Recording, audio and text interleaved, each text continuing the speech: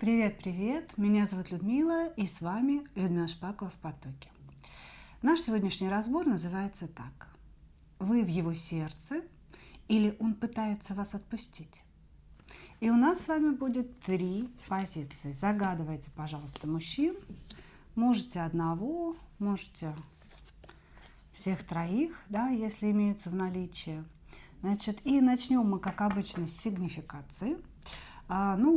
Посмотрим, что покажут, да, или что между вами, да, или, может быть, какие-то характеристики мужчины, для того, чтобы вы могли опереться на эту информацию, да, понять, что правильно выбрали позицию. Дальше смотрим, вы в его сердце, что-то такое начинается, или он пытается вас отпустить. Естественно, да, само название, оно уже подразумевает, что, может быть, между вами там что-то не так, или какие-то сомнения присутствуют у вас в этом человеке, да, или расстались. Но это мы на сигнификации все определим.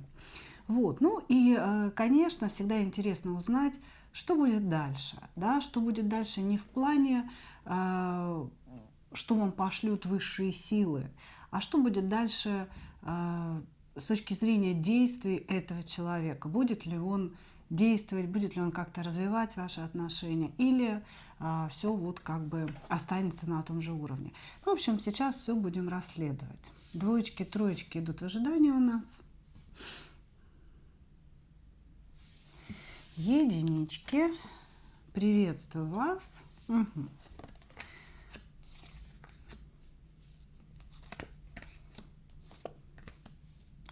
Мужчина-охотник, он на вас охотится.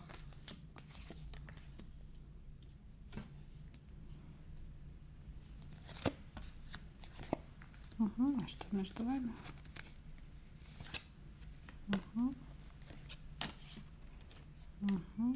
Понятно. Так, смотрите, какая ситуация здесь. Здесь показан мужчина, который вообще любые отношения воспринимает действительно как охоту.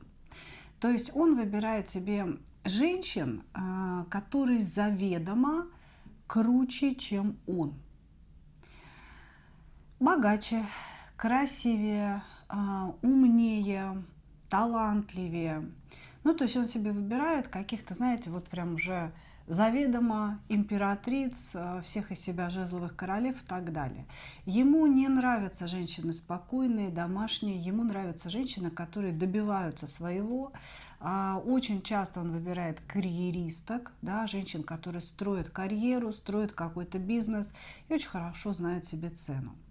И учитывая, что он как-то, знаете, чаще всего ниже по положению, да, он как будто бы устраивает охоту за женщиной. То есть вот такую всю классную женщину ему нужно завоевать. И для него это как некий вызов, понимаете? И он начинает применять различные манипулятивные техники для того, чтобы завоевать такую женщину. Я не знаю, почему так. Может быть, человек доказывает себе через это завоевание свою значимость. Очень часто такое бывает у людей, которые, знаете, очень-очень маленького роста. Для женщины это скорее преимущество, да, а вот для мужчины, который ниже среднего роста, это прям проблема, да, то есть получить женщину, которая нравится. Не знаю, может быть, потому что он очень мало зарабатывает, он каким-то образом вот так вот хочет, знаете, себе доказать, что он настоящий мужик. Поэтому он выбирает всегда женщин, которые выше него. Во всех смыслах. Значит, вы жезловая королева, как раз таки, да, которая, я думаю, в начале отношений даже внимания на него не обратила. И, в общем-то, здесь человек как будто бы, знаете, прилип к вам в какой-то момент и начал активно своей любовью, своим вниманием завоевывать ваше расположение.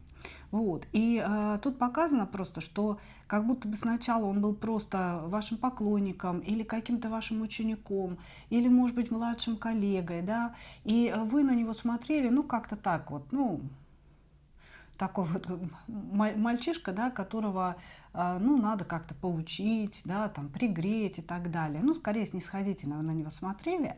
Вот, значит, но этот мужчина своей страстью, своей настойчивостью преодолел барьер между вами. Вы здесь жезловая королева, вы здесь звезда, но случилось следующее. Ощущение, что вы влюбились в этого человека, совершенно незаметно для себя. Вы вообще, в принципе, на таких мужчин внимания не обращаете. Они не вашего уровня. Но благодаря вот этим его постоянным, очень навязчивым попыткам, вы вот обратили на него внимание, вы привыкли к его постоянному как бы присутствию в своей жизни и сами влюбились, не заметили, как влюбились в этого человека. Это вот то, что показывает. Вот, значит, но на сегодняшний момент, то ли вы вскрыли, что это какие-то манипуляции. То есть, вы понимаете, он ухаживает за женщиной осознанно, не повинуясь своим чувствам, да, а осознанно делая какие-то вещи, именно, вот знаете, как будто бы охотится на женщину. И для него очень важно ее реакцию получить. Вот, значит, на сегодня молчите вы. Луна, отшельник, совершенно определенно, потому что между вами была очень некрасивая ситуация, связанная с обманом или с изменой. Ну, в общем, обман может быть совершенно разным, да, но вы столкнулись с обманом со стороны этого мужчины, и отношения были разорваны. Поэтому вы сейчас молчите. Но так как он остался в вашем сердце, то есть этот человек сумел таки пробить вашу броню, вы о нем думаете до сих пор, вы задаете вот этот вот вопрос, да? Вспоминает ли он вас, или он уже вас из своего сердца изгнал и так далее. Вот. Но тут, знаете, наверное, задать нужно другой вопрос. Были ли вы в его сердце, или это охота ради охоты? Понимаете? Такое же тоже бывает. Хорошо, сейчас мы все для вас будем выяснять.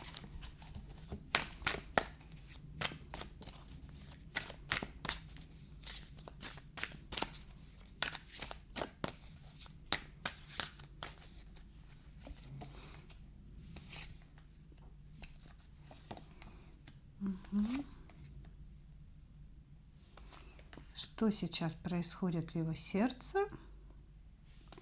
относительно вас?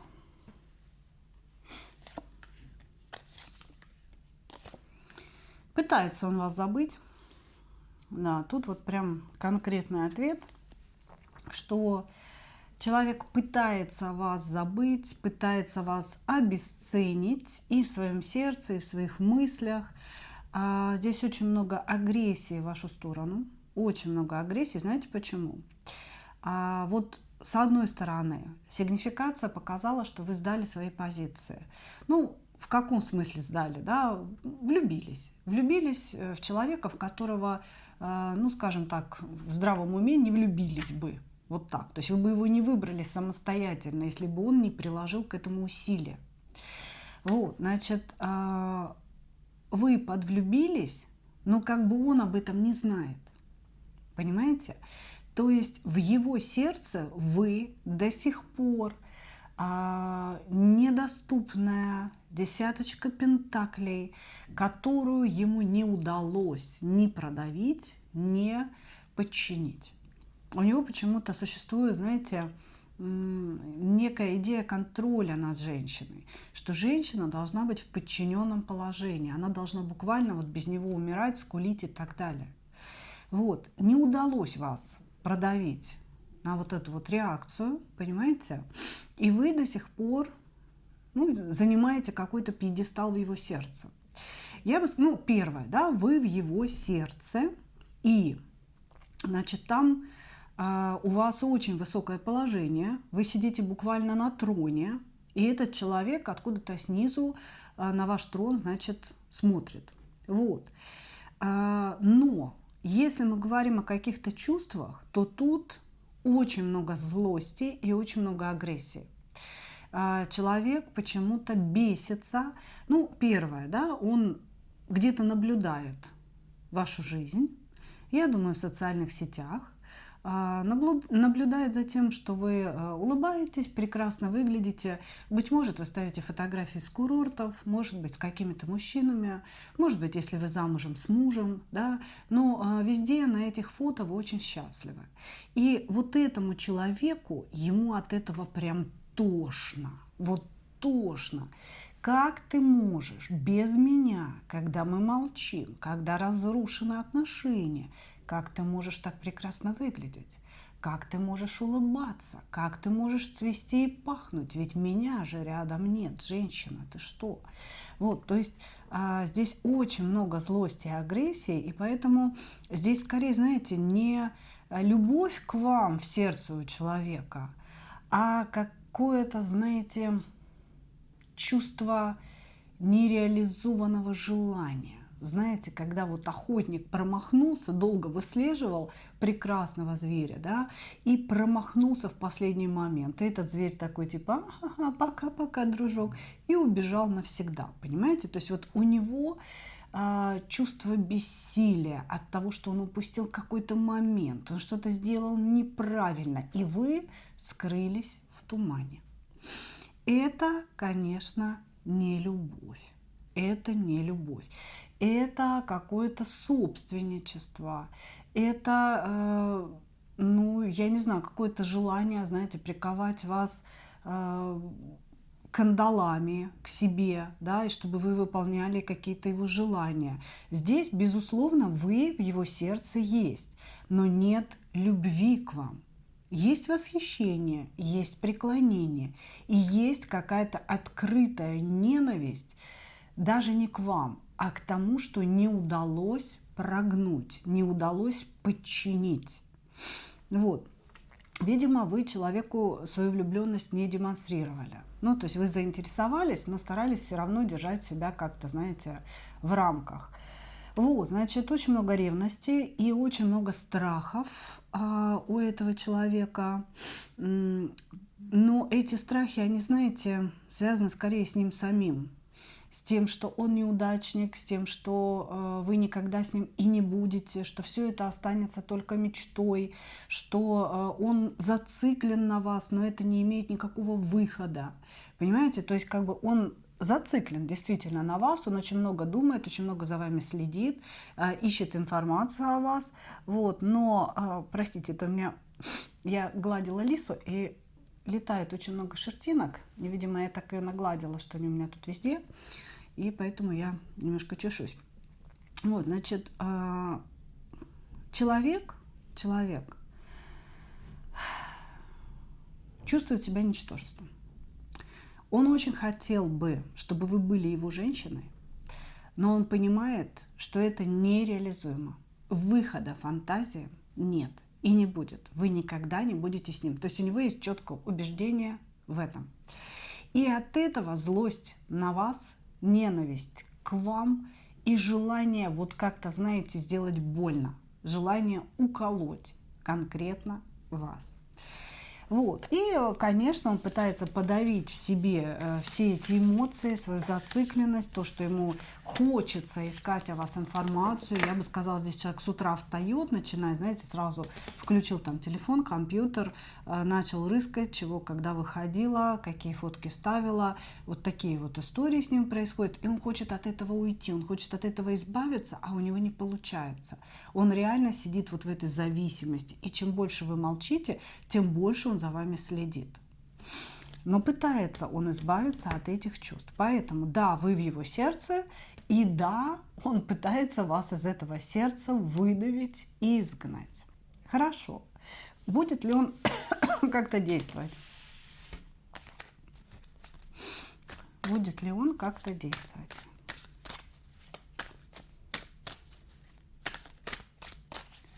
Будет ли он как-то действовать?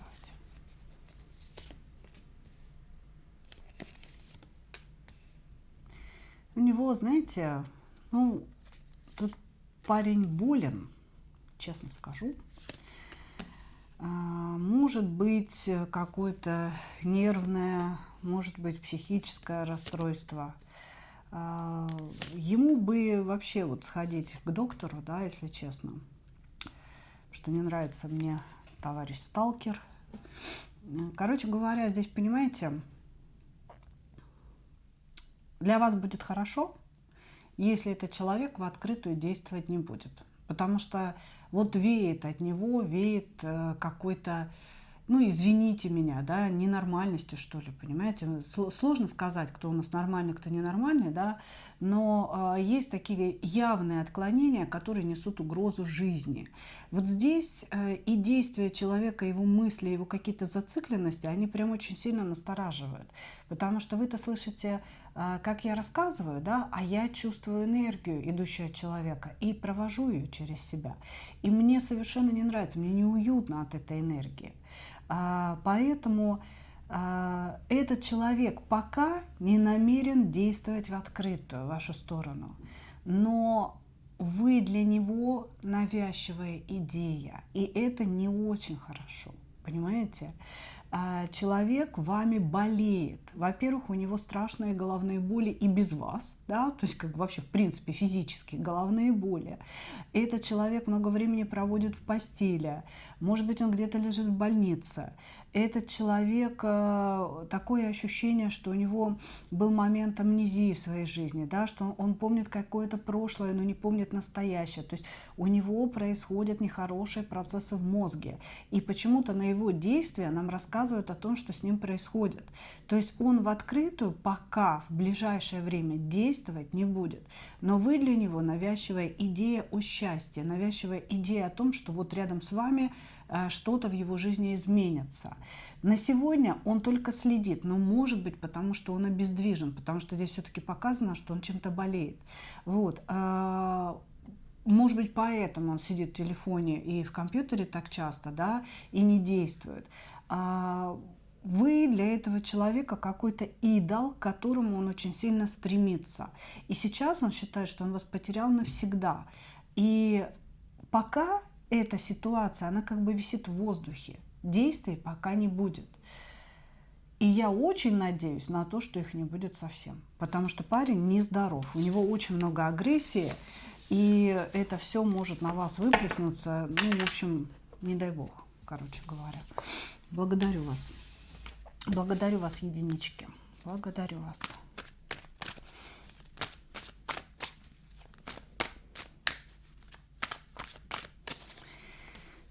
Двоечки. Двоечки. Кто к нам пришел? Угу. Я так хотел быть святым, но ничего не выходит, да, я очень порочен, говорит человек.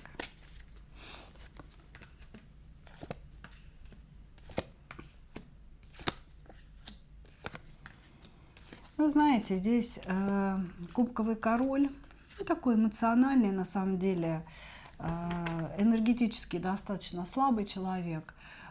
То есть человек, который не способен чего-то добиваться, ну, такого серьезного в жизни. Человек, который может бросить дело на полпути, типа не получается, ну и хрен с ним, я устал типа переживать, делать больше не буду.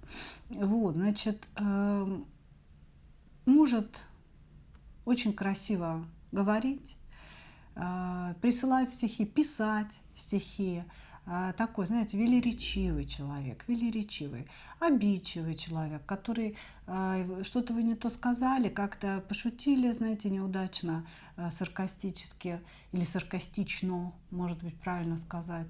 Значит, и он тут же обижается, он тут же как бы впадает в какое-то такое, знаете, истеричную задумчивость и так далее. Вот. Но при этом, вот обладая такой натурой, человек пытается показать обществу, что он очень сильный человек, что он серьезный манипулятор, что он знает какие-то тонкости психологии человека, и он вот умеет влиять. И он об этом как бы говорит. Понимаете, ну, на самом деле, о том, какой человек и каковы качества его характера, да, должны судить, ну вот по сути, другие люди, потому что они видят его поведение и могут его оценить, результаты жизни, да, и так далее. А тут он как будто бы сам о себе рассказывает, да, да я такой сильный, я такой брутальный, да ты чё, я как бы тут всех своих партнеров нагнул, еще что-то. То есть он все время пытается демонстрировать свою силу, но этой силы истинно внутри нет, потому что кубковые короли – это слабые короли. Да, это люди, которые очень хорошо чувствуют женщину, люди, которые умеют любить, тактильность ценят, да, но это не те люди, которые вот прям пробьют собой стену и могут добиться каких-то там больших денег, достижений и так далее, должностей опять же. У этого человека есть мечта о больших деньгах. Я, кстати, не скажу, что он беден, нет.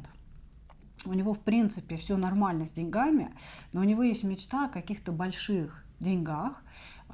И знаете, еще интересная история, типа я вот должен заработать какой-то куш, и после этого уже не работать, а заниматься хобби. У него есть какие-то хобби, может быть, это серфинг, может быть, это, знаете, там, прыжки с парашютом, может быть, это еще что-то, там, какие-то скоростные гонки, ну, может, вязание, да, как бы, что уж я тут сразу такое скоростное все выдала. Человек хочет заработать много денег, причем не знает где, они как бы должны сами на него свалиться, и после этого уйти на покой, заниматься любимым делом, и эти деньги как бы вот жить на них, да, прожигать. Вот. У него такая есть мечта. Значит, здесь вы можете быть замужем, здесь показано, что у вас есть какие-то ограничения, но это не обязательно, кстати, брак, это могут быть дети, потому что здесь мужчина, который не готов брать ответственность за ваших детей, назовем это так. Мужчина, который воспринимает женщину с детьми как женщину с каким-то довесом, скажем так, да, с прицепом. То есть у него вот, некрасивое такое восприятие. Есть мужчины, которые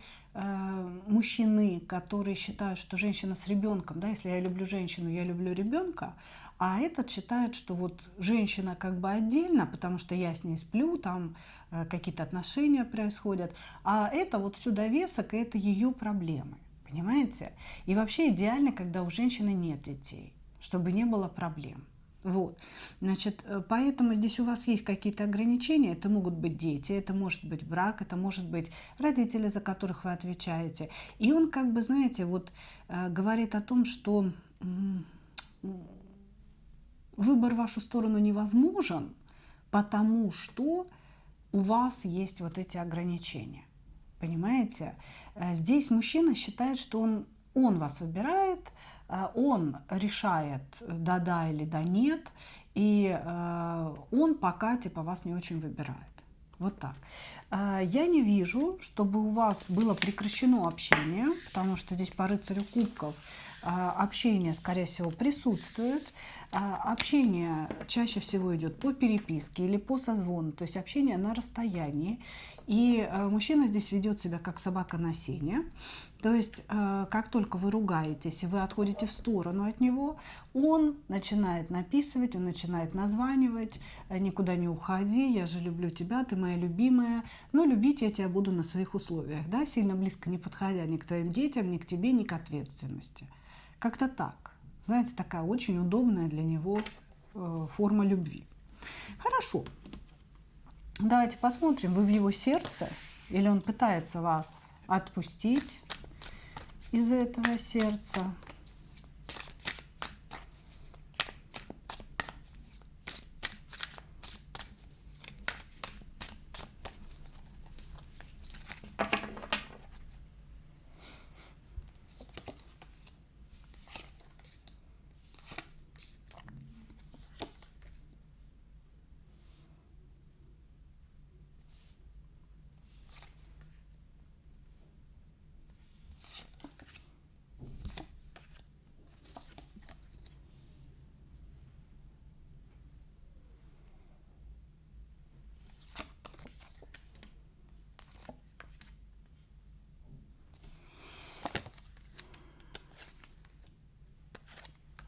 его сердце.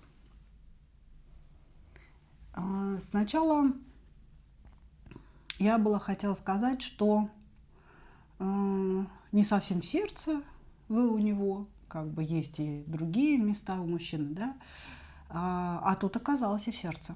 Да. Человек любит вас. Этот человек вас любит. И интересный здесь факт наблюдается. Как будто бы он долгое время пытался изгнать из себя физическое желание в вашу сторону. Может быть, вы друзья, понимаете, может быть, вы коллеги. И как будто бы он пытался подавить именно сексуальное желание. Мне эту женщину нельзя, мы должны общаться платонически, мы должны общаться сердцами, дружески, там, Вася-тряси, понимаете? Но это не вышло ни хрена, потому что чем сильнее мы что-то пытаемся подавить, тем больше оно расцветает, да, внутри нас. Так работает парадоксально наша психика. Вот. Значит, вы в его сердце, этот человек вас любит. Мы можем опустить с вами его личные качества. Да, он не хочет брать ответственность, да, он боится ее, он трус. Но то, что человек трус, не исключает его любви к вам. Понимаете? Не исключает. Мы все любим по-своему. Кто-то хочет брать ответственность, да, кто-то не хочет, но он вас любит. Вы у этого человека в сердце как-то, знаете, очень основательно. Вот прям вы в нем сидите, в этом сердце. Если вдруг мужчина женат, он вообще свою жену даже как-то не рассматривает, понимаете? Вот вы есть владелица, если так можно сказать, его сердца. Вы царица его сердца. И вы там правите единолично. Единолично. Вы его дьявол. Здесь человек вами буквально одержим. Он без вас не может. Он постоянно вас думает, он испытывает эмоции в вашу сторону, он представляет что-то и испытывает эмоции, понимаете? То есть не только когда вас видит или когда с вами общается, а когда просто в своей голове создал какую-то картинку и воспылал. Понимаете? Ну, то есть вот такая история здесь присутствует. Потом человек о вас очень много мечтает, но он мечтает в основном о сексе, его прям сразу сворачивает на секс. Он начинает мечтать, может быть, о каких-то более человеческих вещах, да, там, как будущем и так далее, что-то там продумывать. А потом хренак, сразу сексуальные картинки, причем весьма таки своеобразные, он очень вас хочет. То есть человек здесь вот прям одержим мыслью обладать вами. Просто одержим этой мыслью. И он вас любит. Здесь прям поэтапно показано, да, безусловно, на первом месте сексуальное влечение, одержимость, но глубоко-глубоко в его сердце, глубоко-глубоко вот что-то, что спрятано, да, лежит любовь. Вы этого человека вот прям околдовали и связали по рукам и ногам. Ну да, извините, сволочь безответственная, но любовь есть. Он говорит, что если вас в его жизни не будет, его жизнь превратится вот просто в пустыню, просто выцветшую пустыню. Окей. Здесь просто любовь. Хорошо.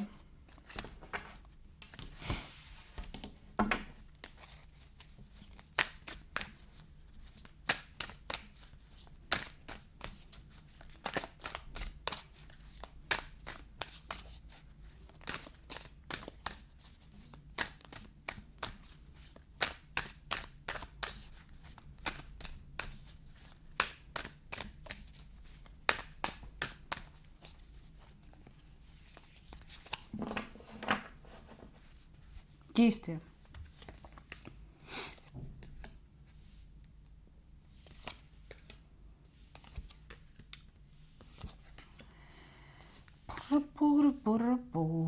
Говорит, буду бороться, а я спрашиваю, с ней или за нее, да, как бы имеет большое значение.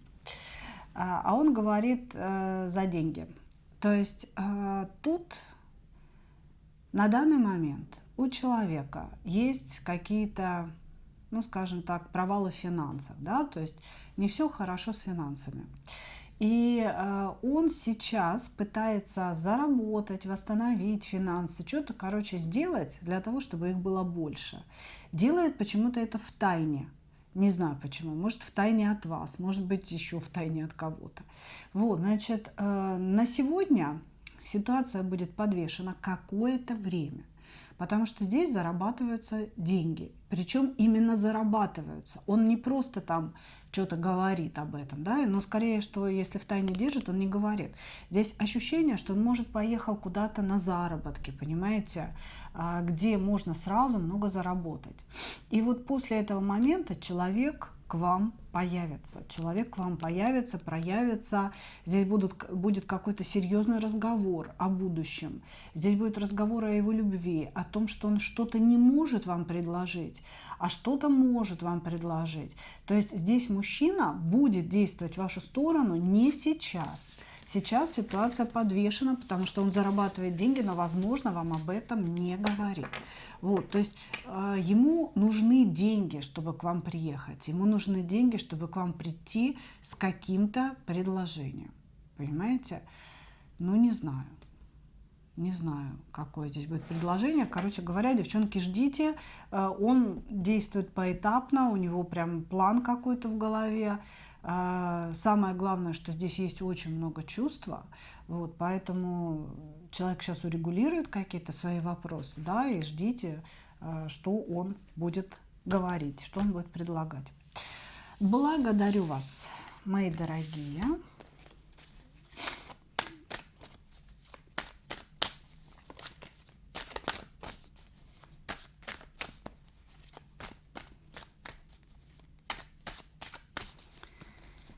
Троечки.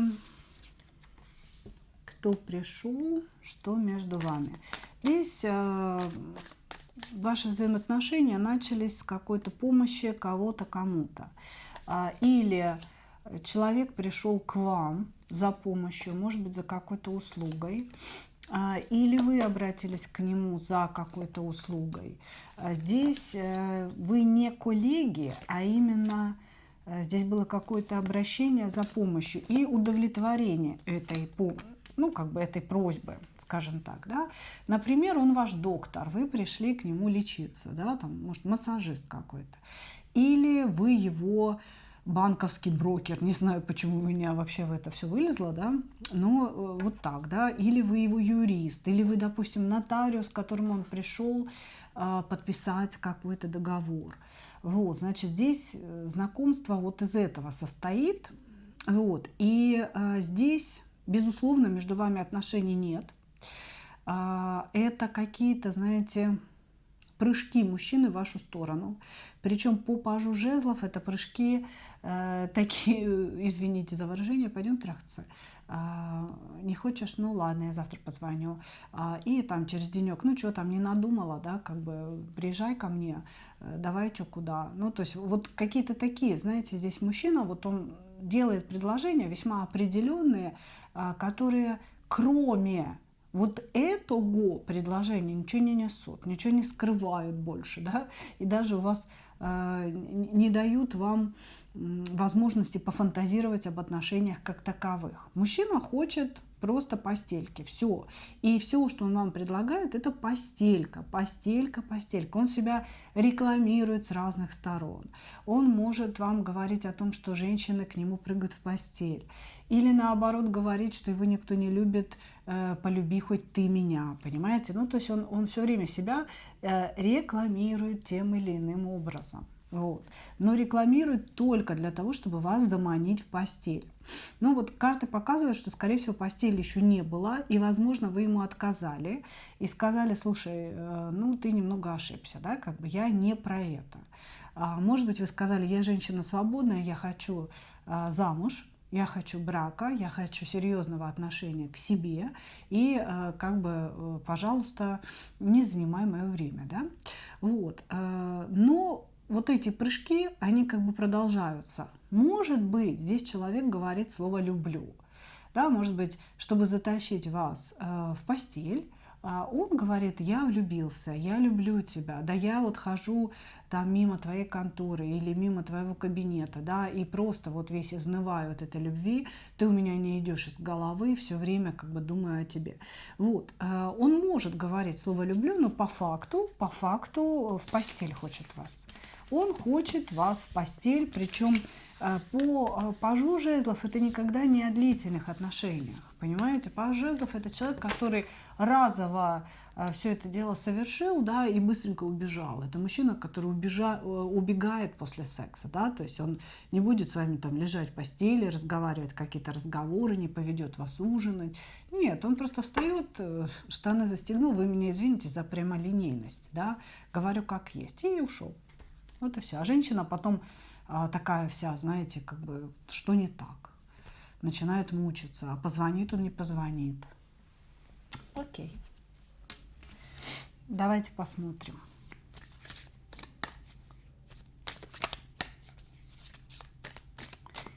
Вы в его сердце. Тихо, тихо.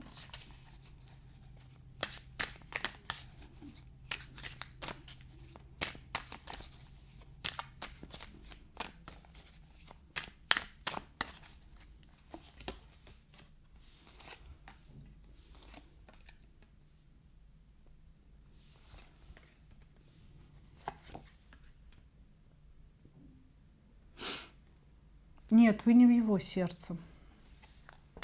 Вы не в его сердце. Здесь он говорит о том, что вообще чужие люди, он вообще вас не понимает. Здесь какая-то между вами непонятная переписка была. То есть он там что-то пытался, значит, пыжился, хвост распустить, а вы его как-то остепенили, вы ему сказали: Юрий, как бы успокойтесь, я не про это, вы, Юрий, значит, много говорите, мало делаете. Короче говоря, смысл такой. Здесь с вашей стороны вы его окатили волной холода, да, холодной воды, как он говорит. Значит, вы не в его сердце и никогда в нем не были. Там, скорее всего, вообще пусто и светло, да, в этом сердце. А что ты хотел-то? Ну, женатый. Девочки, он просто хотел секса. Просто, вы знаете, вот мы все время мужчину, ну, немножко идеализируем, да, говорим, что вот, блин, человек ищет человека. Ну, иногда бывает так, что мужчина просто хочет секса, вы просто очень сексуальная женщина для него. Ему просто захотелось вас разово. Ни о каких отношениях разговор не идет. Вы даже не заходили в его сердце. Просто возникло желание, пися встала, и вы своим отказом, ну, скажем так, подогрели интерес. Все. Здесь говорится о том, что он женат, и он гуляет от жены, и ему интересны новые женщины. Вот так. И вы очень сексуальная, и вы отказали, и интерес еще больше был воспламенен вашим отказом. Вот и все. Здесь просто разговор про секс. Все, больше ни о чем вообще. Какое сердце? Какое сердце? Человек как будто бы, знаете, сбегает из семьи для получения каких-то удовольствий. Вот так. Как он будет действовать?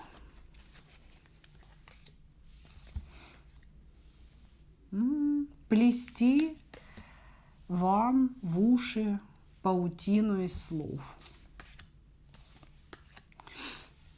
Слушайте, посылайте его. Потому что как он будет действовать? Сначала он попытается снова вас околдовать и обольстить. будет говорить, что на все готов. В общем, здесь будет много каких-то слов и, может быть, даже телодвижений. Там какие-то подарки, цветы, внезапное появление, еще какая-то такая фигня. Он будет пытаться поразить вас в самое сердце, в самое женское сердце наше, да? Вот, которое тает от внимания, от подарков. И нам сразу кажется, что вот я ему нужна, раз он это сделал, да? Но здесь не такой вариант совершенно. То есть здесь мужчина будет пытаться вас обольстить. Значит, если получится и если не получится, вас ждет одна развязка, скажем так, да? То есть неважно, переспите вы с ним или нет, вы все равно получите полное обесценивание, он вас потом уничтожит.